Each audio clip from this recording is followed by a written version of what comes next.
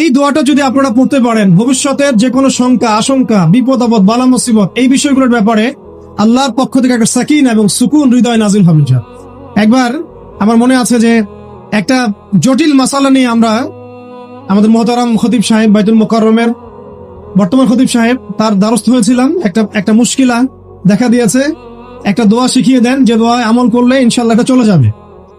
তা আমাকে তিনি পার্সোনালি বলেছিলেন যে এই দোয়াটা যেটা আমি এখন শিখিয়ে দিচ্ছি আপনাকে, এই দোয়াটা জিবরাইল আলাইহিস সালাম রাসূলুল্লাহ সাল্লাল্লাহু আলাইহি ওয়াসাল্লামকে শিখিয়ে দিয়েছিলেন, এবং রাসূলুল্লাহ সাল্লাল্লাহু আলাইহি ওয়াসাল্লাম এই দোয়াটা খালিদ বিন ওয়ালিদ রাদিয়াল্লাহু আনহুকে শিখিয়ে দিয়েছিলেন।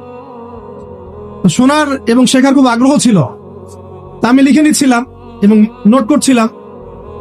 এই দোয়াটা যদি আপনারা পড়তে পারেন, ভবিষ্যতের যে কোনো শঙ্কা, আশঙ্কা, বিপদ আপদ, বালা মুসিবত, এই বিষয়গুলোর ব্যাপারে আল্লাহর পক্ষ থেকে একটা সাকিন এবং সুকুন হৃদয় নাজিল হবে। একটু বড়, যেহেতু এখানে তালেব ইলমগণ অনেক, তারা তো শুনলেই মুখস্থ করতে পারবেন, তাই আমি নোট করে আনছি। এবং জ্ঞান তো লুকিয়ে রেখেও লাভ নাই, প্রচার করলেই লাভ। আপনারা আমল করলে আমি নাকি পাবো ইনশাআল্লাহ। তো এই দোয়াটা হচ্ছে আউযু বিকালিমাতিল্লাহি তাম্মাতিল্লাতি লা ইউজাবিজুহুন্না বাররুন ওয়ালা ফাজির মিন শাররি মা খালাকা ওয়া যারআ ওয়া বারআ ওয়া মিন শাররি মা ইয়ানজিলু মিনাস সামাই ওয়া মা ইয়া'রুজু ফিহা ওয়া মিন শাররি মা যারআ ফিল আরদি ওয়া মা ইয়াখরুজু মিনহা ওয়া মিন শাররি ফিতানিল লাইলি ওয়ান নাহার ওয়া মিন শাররি তাওয়ারিকিল লাইল ইল্লা তাওয়ারিকান ইয়াতরুকু বিখাইরিন ইয়া রাহমান। এই দোয়াটার উপর আমল করতে থাকেন, দেখেন ভবিষ্যতের আশঙ্কা দূর হয়ে যাবে।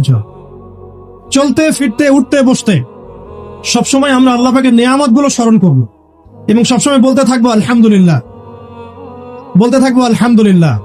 আল্লাহুম্মা লাকাল হামদ হামদান কাসীরান তাইয়িবান মুবারাকান ফি কামা ইয়ানবাগি লিজালালি ওয়াজহিক ওয়া আযীমি সুলতানিক। আল্লাহ পাকের শুকরিয়া যে যত বেশি আদায় করবে, আল্লাহ পাক বলেছেন লা ইন শাকারতুম লা আযীদান্নাকুম, তোমরা আমার শুকরিয়া আদায় করো, আমি তোমাদের প্রতি আমার নিয়ামতকে বাড়াই দিব। ওয়া লা ইন কাফারতুম ইন্না আযাবি লাশাদীদ, তোমরা যদি আমার অকৃতজ্ঞ হও, জেনে রাখো আমার আযাব বড়ই কঠিন।